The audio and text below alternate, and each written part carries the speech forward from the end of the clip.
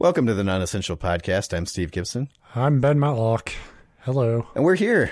I'm not, because this is my weekend. I get tomorrow off, so... I got tomorrow off as well, but I got my COVID booster today at noon. So my arm really Kicking hurts. in yet? No, and here's how paranoid I am about it. So I went and got the shot, and my arm's sore and shit, and then just at work I started sweating. And I was like, fuck, is it kicking in already? Like, shit. Because usually it takes like a day for you to really get fucked up by it. Yeah. And thank God someone else at work was like, is it really hot in here? So I was just having like a 5-minute like, oh shit, I'm tripping. Yeah. I'm having a bad trip on my Moderna booster.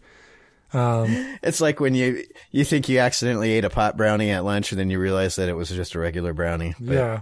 For the last hour, you've been fake tripping. And that tells you everything you need to know about weed. It's all about belief. Right. Yeah, I'm still waiting. I'm still got this lingering cough, which you'll probably hear throughout. It's harder for me to mute my microphone since that's my topic this week. Last week, I think I was pretty quick on the button. But, yeah, I didn't have to edit shit. Yeah. My Christmas gift. Thank you. So if you haven't heard the show before, this is the Non-Essential Podcast where we tell each other stories. It's a new year, but it's the same show. Sorry. This week, Steve, what do you got for us? Take it away. Well, we were busy talking sports before we started recording. So I think I'll just continue on that topic. Tell the story of John Madden. John Madden, yeah. The entire story of John Madden. That hit me kind of weirdly because I'm not like the world's biggest John Madden fan, but he was such I love John Madden. An icon. Well, yeah. I'm genuinely, I'm sure a lot of people did it for like a cheap, shitty laugh.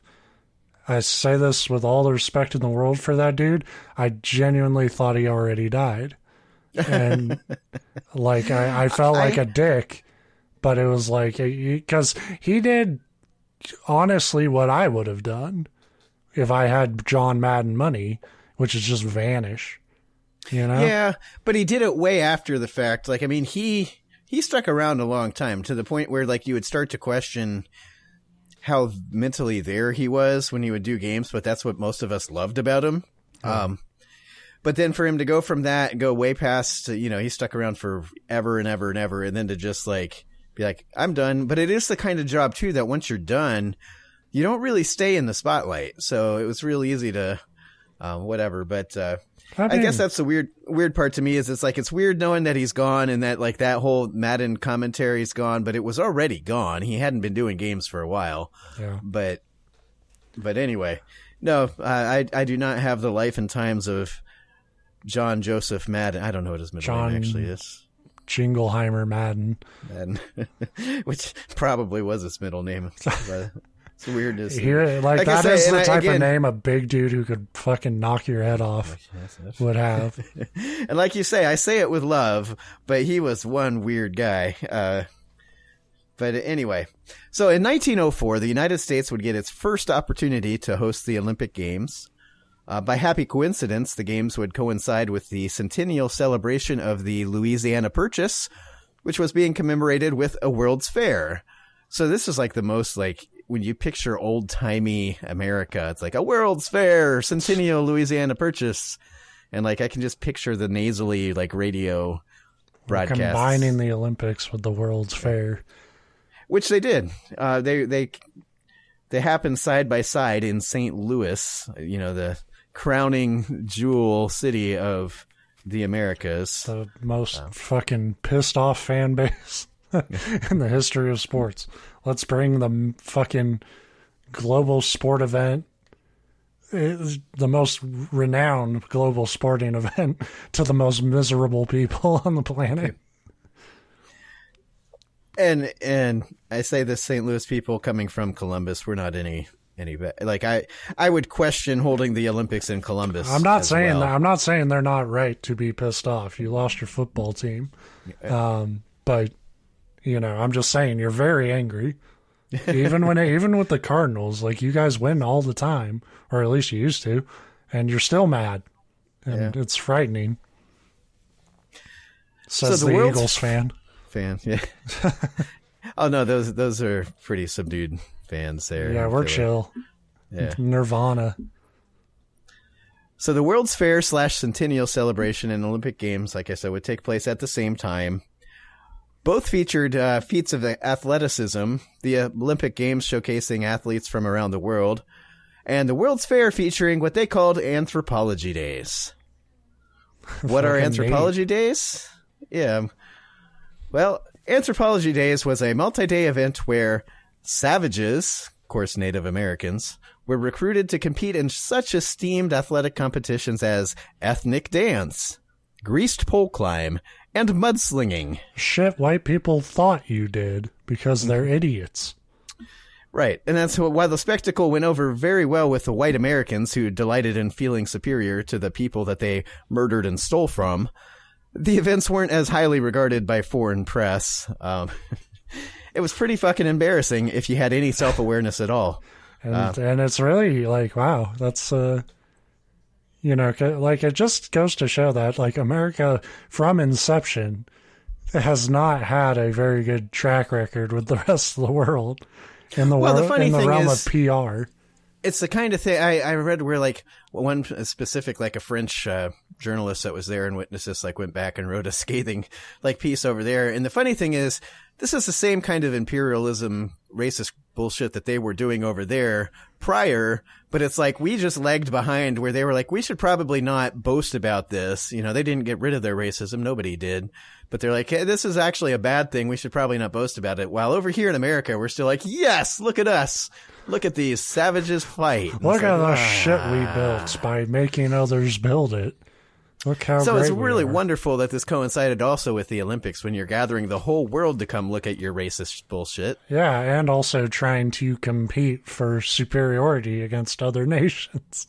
Mm-hmm.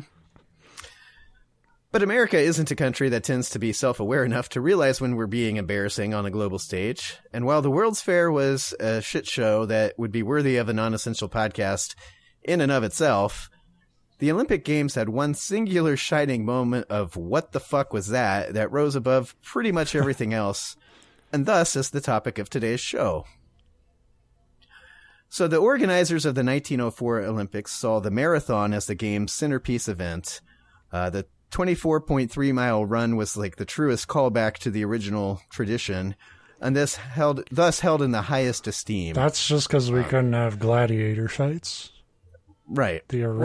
Well, we did, but we recruited the natives to do it, and we called it, white, what was it? Anthropology Days. Yeah. So History we had lessons. those going on. Sorry, those fights are next door, guys. We're here for the gentlemen runners. I actually think the Olympics are pretty fucking boring. I don't watch them. Not that there's not great feats of athleticism there. It's just not entertaining moment to moment to me. I would totally watch if on opening night, like they just like threw down like enough swords for every team but one, and told them like you just Squid Game that shit, like whoever's left, Yeah. Well, that certainly would amp up the intensity of it. I am not I don't particularly watch the Olympics either. I'll catch certain events, but between the two, the Summer Olympics is the most boring to me because so much of it is just like, look at these people run. It's like, no, it makes my knees hurt just to watch. And so the marathon is the worst of that because it's like, look at these people run for hours. It's like, no, I don't want to do that. But for an event so important, a stunning number of contestants were not professional marathoners. Sure, the Games hosted a number of runners who had competed and placed highly in the Boston Marathon, but that was an event that was only 7 years old at the time. There was an American named Fred Loers, who we'll hear more about shortly, who only trained at night because he was employed as a bricklayer during the day. And if you're like me and you picture somebody that's a bricklayer, you don't really picture the marathoner type build. And you'd be right. He was a pretty like muscular, but like stocky dude, not what you normally see out there running almost 25 miles. Just he's like a I'm imagining like a Pokemon who's just a boulder, and he starts by running, and then he like his legs, rolling. his legs retract, and he rolls down the track. That would be awesome. So though he wasn't like the typical marathoner build, he had finished in the top 5 during the 2 previous Boston marathons. So he had at least run marathons and done relatively well. There were 2 members of the South African Suana tribe, I think that's how it's pronounced. They competed only because they were in town for one of South Africa's World's Fair exhibits and decided to show up and decided, well, we can do a marathon. But they showed up to the race barefoot, which probably helped them. But yeah, I mean, to be fair, it's like to us, we look at that like, why would you be barefoot? But it's like to them, it's like we run barefoot all the time. Well, and this is 1904. It's not like Nikes were around. Yeah. So I'm not sure how good their running shoes actually were anyway. People just had tougher feet in general back then. Yeah, we're all softies now. Yeah. My favorite, Felix Carabajal, raised money to fly in from Cuba in order to compete in the games by traveling around Cuba, basically asking for donations. At one point, he even completed an end-to-end walk of the islands, like in order to raise funds. So he was a very motivated guy. He really wanted to race. But his flight from Cuba landed him in New Orleans, where he promptly lost all of his money through gambling and had to hitchhike his way to St. Louis. So already my hero, like I said. On the day of the race, he showed up wearing a dress shirt and business trousers and dress shoes. This was the outfit that he'd end up racing in, with one minor change. Given the oppressive heat, a fellow runner took pity on him and found a pair of scissors and helped him cut the pants off at the knees, converting them, into business shorts. But business cash shorts. Yeah. And you can find, in fact, if you look up, if you Google like 1904 marathon, like 98% of the pictures are of Felix, because he's just your perfect little, like he's got the handlebar mustache and he's got this billowy white, like button up dress shirt, and he's got these dress pants cut off at the knees, but he's still wearing at least like knee high wool socks. So it's interesting. And then he's got his like, business shoes on. But he, like every picture, he looks just so excited and enthusiastic to be there too. Like, I love the dude. So the first leg of the marathon consisted of 5 laps around the stadium track. During this phase, there were numerous lead changes, which saw the aforementioned Fred Loers, the bricklayer, an American named Frank Pierce, who represented the Seneca Nation and was the first Native American to compete in the Olympic Games, and Thomas Hicks all hold the lead at various times. As the group finished their laps and headed out of the stadium, Thomas Hicks was the runner in first place. So temperatures that day reached into the 90s with very high humidity. And to make matters worse, race organizer James Sullivan, who you'll learn is a huge piece of shit, wanted to test his theory that eating or drinking during exercise is actually bad and will only upset the stomach. And so water was limited to a water tower located 6 miles into the race and a well located at 12 miles, or slightly less than halfway. So basically, they're like, we're not giving any of these guys any water because that'll just upset their stomachs. It's a good plan. Yeah. Here, have some more biscuits. And I love that, like, we've covered so many episodes where, like, 1800s, early 1900s, where people just pulled the scientific theories out of their ass because there weren't such thing as scientists, apparently. And they're just like, I'm going to test my theory, my own personal theory, during the Olympic Games for some reason, because I'm so sure that I'm right. The lack of water was compounded by the course's numerous hills, varying in elevation from 100 to 300 feet, some with obnoxiously long inclines. Although as a fat guy, like, any incline over any distance is obnoxious. Yeah, it's pretty insulting, actually, that the earth would be shaped the way it is, knowing I'm going to be going up it at some point. Yeah. And granted, on the way back down, you're like, oh, this is kind of nice. I just have to, like, move my feet enough to not fall on my face. I don't have to work real hard. Going downhill, you're like, fuck yeah, this is great. Going uphill, what the fuck? Right. And it does not balance out because the uphill's like twice as bad as the downhill is good. It just doesn't make sense. The whole world's round, so it should all be downhill. Like an MCS you're painting. I never thought of it that way. I'm going to put that on a t-shirt. Maybe we can sell that to flat earthers. If not 2022, when can we have non-essential merch that only we will buy? I want that shirt. I want a Beelzebuddy shirt. Yeah. And there's probably just another one with my big face on it. So, aside from the hills and the lack of water and the scorching heat and the high humidity, much of the course was also covered in inches deep of dust. Said dust would be kicked up by the leading horses, the carriages, and all the support people riding beside the runners. So basically, they were just running through a giant fucking dust cloud in 90-plus degree heat with It's pretty no water. extreme. Like, if they made, like, modern-day Olympic marathons like this, I'd be all in. Like, yeah. With no water, they could die? Absolutely. There's like Tough Mudder 5K thing that you've probably seen because I know it goes around the country where they have like all these obstacles and shit. It's a 5K, but you're like crawling through mud and climbing walls and shit. And it's like, yeah, make that a marathon. That would make it more interesting. On top of all of that, they also had to dodge automobile traffic and foot traffic and horses because they were having them run on roads that were just open to the public. Dude. Yeah. Let's just get fucking nuts with this. Make them have to do it through a Formula One track.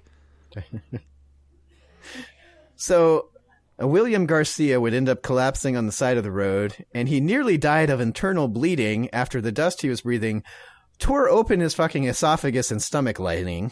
Because when I say it was dusty, I mean it was, I'm not talking like, oh, that's a little annoying. Like, it ripped apart his internal organs.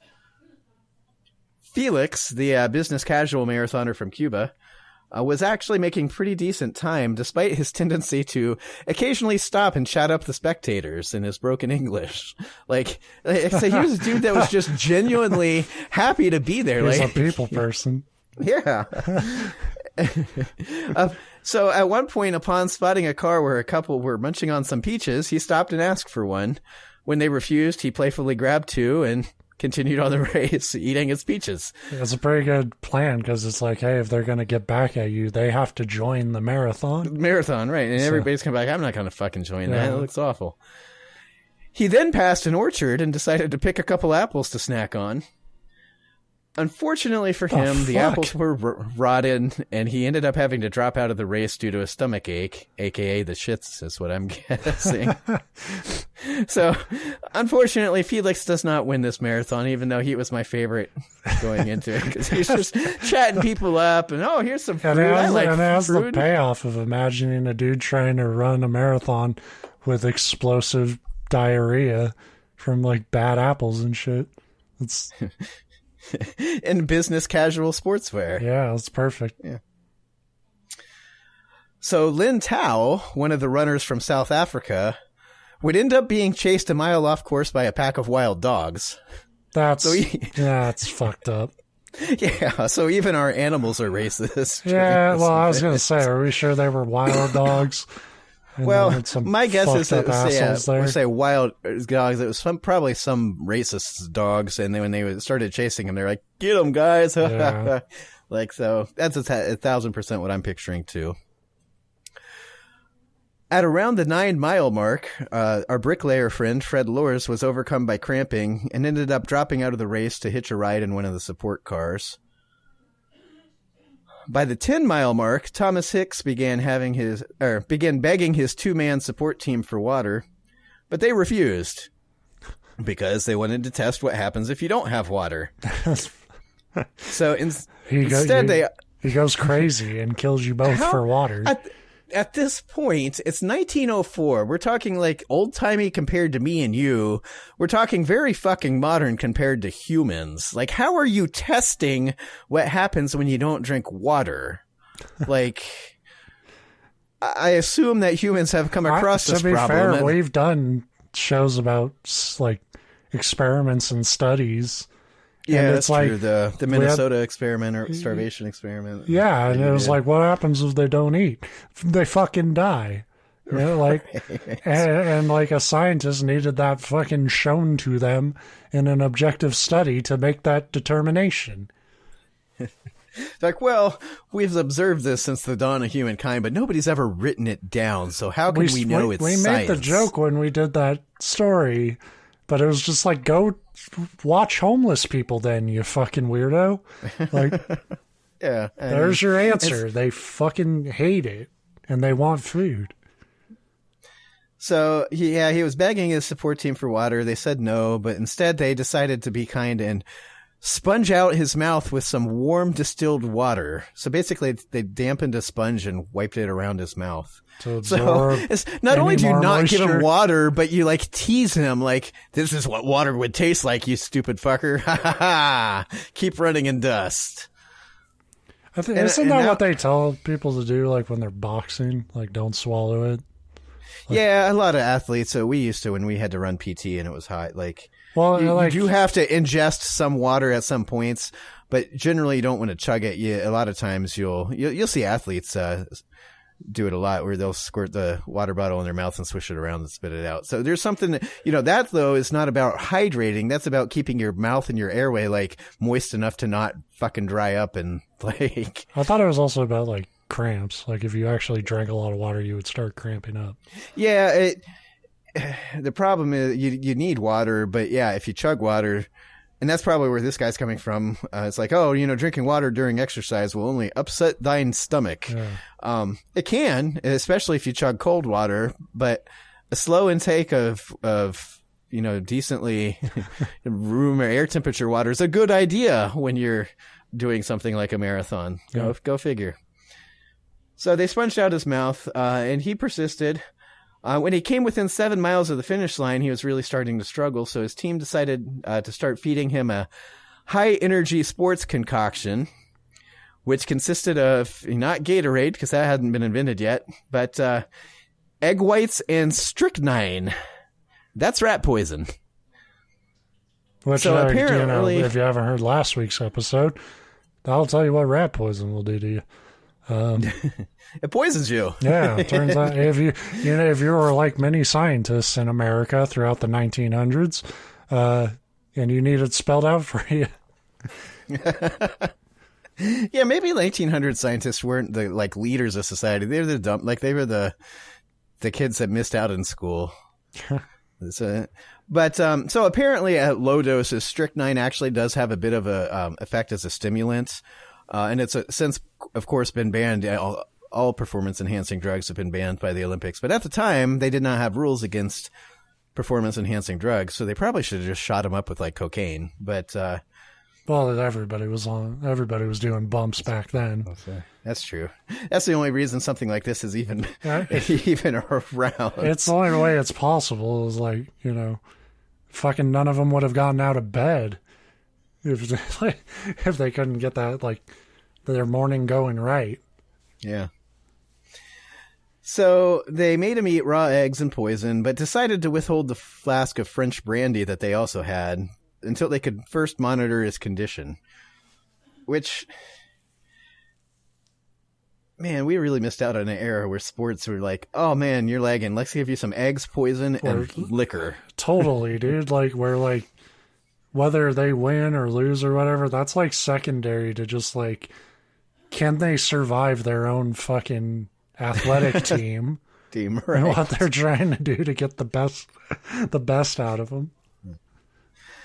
So, with a little over 3 miles left, Hicks was still trotting along in first place.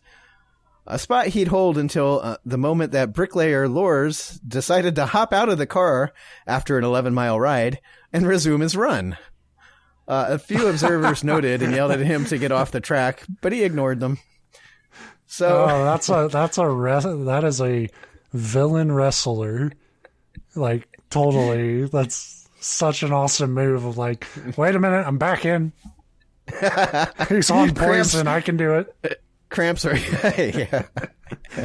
He won't live to tell the tale. So Loris would be the first to cruise over the finish line in just under 3 hours, to cheers of "An American won" from the jubilant racist crowd, who were mostly there to prove that Americans were better at everything than any other. That is such a fucking America move in a fucking right. Olympic event.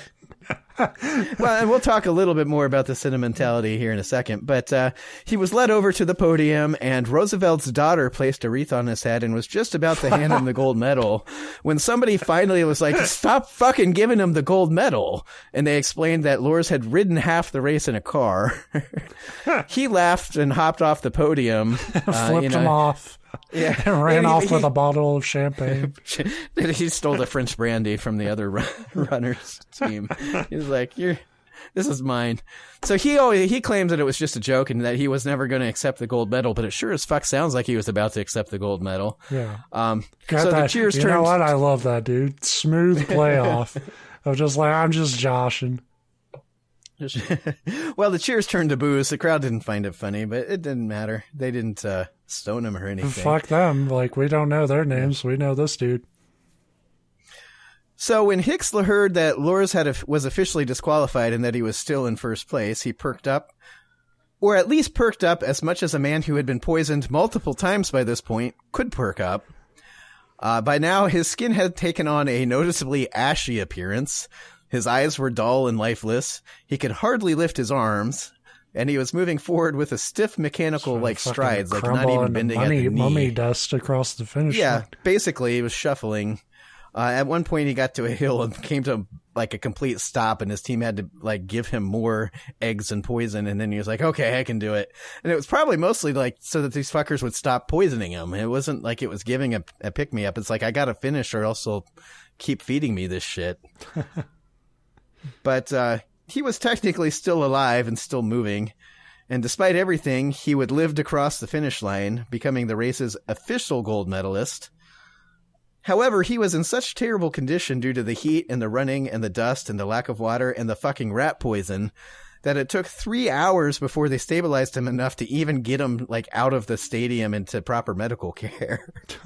So it's like, I don't think it was probably worth it for the gold medal, but all three medalists were Americans. But it didn't have to be that hard. They did that to him. Well, that's the thing is, it sounds like he was clearly in first. Like, just let the dude walk the last 7 miles. He still would have won. Everyone else is shitting themselves on bad apples. Right. But all three medalists were Americans, a fact that race organizer and clear racist piece of shit James Sullivan said proved that whites were athletically superior. He also did not bother to point out that... Well, yeah, it's funny because we have been playing, like white people have been paying for that line ever since he said it, because we have not been good at one other thing. And we weren't good at that. We lied. Well, I didn't write the exact quote down, but that same French journalist that was kind of panning America for the whole spectacle, because even the Olympics were clearly by the end of this, it's pretty obvious. It was all set up to be a nationalist, white supremacy, we're better than everybody else event. Mm-hmm. And then, of course, like I said, they're bragging about the Americans being the finishers, but leaving out the fact that out of all the contestants, there was only like 4 non-whites even in the race. Yeah, and you completely sabotaged them. Yeah, and 2 of them just kind of showed up from the other event next door and entered. So from the get-go, you were planning on only entering whites so that you could talk about how superior whites were, but that's a very like cliche racist American move. Yeah. But the 1904 marathon was such a shit show that the event was nearly banned from like all subsequent Olympics outright. And the games were such an embarrassment that it's a wonder that we've hosted them multiple times since. But the 1904. Yeah. Well, and we could do a whole episode if we were a serious podcast about why it's really fucking stupid to host the Olympics, but whatever. We're one of those countries that has the enough stupid disposable income to do it and come out relatively unscathed. Yeah, but I mean, like, it's there was that last week tonight with John Oliver thing about the World Cup, I think, where they were like talking about, you know, how that event in certain towns and shit just fucks everything. Oh yeah, yeah. And even in America, when I say we come out unscathed as a country, but when you talk extreme local, like wherever the Olympics are held, they tend to leave a completely economically wrecked, like, crater in their shadow when they leave. Yeah. So, and that applies here as much as it does anywhere else. Well, maybe not as much, but yeah. 1904 marathon's one of the, like, most, when you start looking up like shit show Olympic event, or not Olympic, but just sporting events, it's up there. Yeah. But I mean, it's also, I maintain that's still so much more interesting than watching an actual marathon. Well, yeah, without any dumb fuckery. It's what I want storylines, you know. I want somebody who's cartoon, a real piece of shit in a car waiting to jump out and say he won. What is it? Wacky Race is the old cartoon with, like, all the different Hanna-Barbera characters that, like, it's real old, from like the 60s or 70s, but, you know, half of them are villains, and it's where they literally are, like, releasing, like, puddles of oil and stuff. That's what I want the Olympic marathon to be. I want it to be Mario Kart without the carts. Yeah. Just people throwing turtle shells at each other. Chucking them and... Yeah. Slipping on banana pills. Right. One of them has a fucking gun. Combine the marathon with, like, that. You're allowed to tackle and attack, like, your opponents. It's kind of a cross between the Olympic marathon, that show Wipeout, and American Gladiators. Like, just all that into one. And then I'd watch it. Because I think, like, a real, like, American Gladiators, now that's, you know, that's a great idea, because they never knew what was coming next. And that's what a marathon should be. Yeah, right. You know, like, well, or did you ever, it was probably before your time, but I know they just recently brought it back, Legends of the Hidden Temple.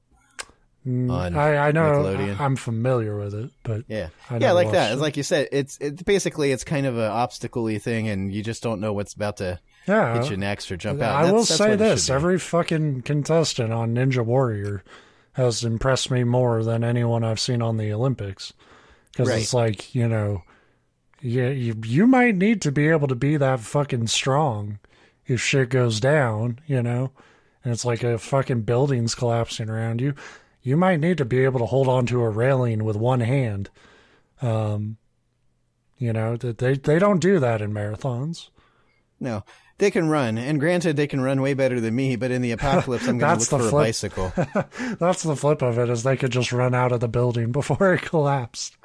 My fat ass is like, no, you got to crawl down. Anybody have an escalator?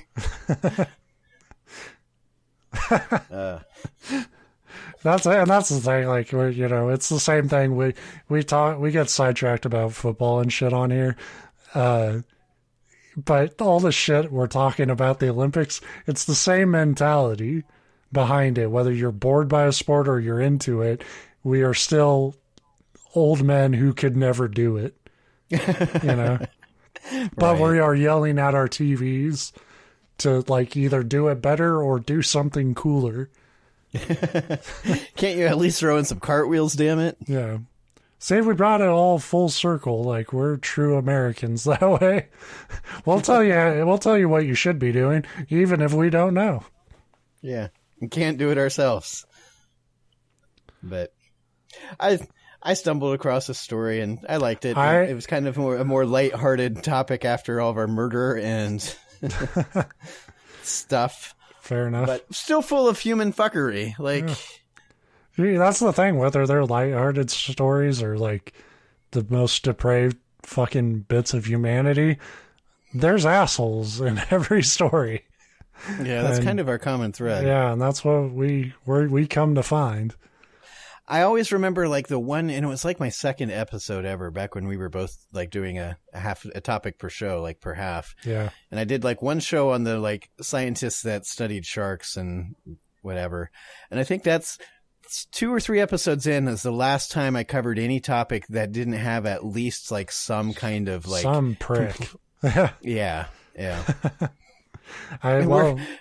to put that in perspective, if you're new, that was episode maybe 2 or 3, and we're on episode 160. Yeah, so, we did have that chick who got pantsed Mr. Rogers. Oh, yeah. Because she wasn't an asshole. She was just very... unlucky. Unlucky or lucky. You know, it depends how Mr. Rogers reacted to it. You know, how fucking scary would that have been if she pulled his pants down and it was just another puppet down there. Mr. McFeely, what are you doing in there? I guess he wasn't a puppet, though. He was a mailman, right? I don't know. He's a puppet now. Yeah, I guess I lied. I've covered some. There was a Violet Jessup who wasn't an asshole. She was the woman that worked as a nurse, but happened to be on all 3 of the Titanic class ships that sunk. Yeah. And let's say, like, if they're not assholes, they're just unfortunate. Yeah. So I guess most of it's despair and unluckiness. I do remember covering that. There's some dude, I think he was Canadian in World War II, that was just like the biggest badass. Yeah, probably a dick too. But well, I mean, he murdered a bunch of people. It was war, but he certainly wasn't, a Boy Scout. But definitely an action hero. So cool in my book. Yeah, you're good. You definitely bring the show up for air, because I would keep digging into like the fucking worst.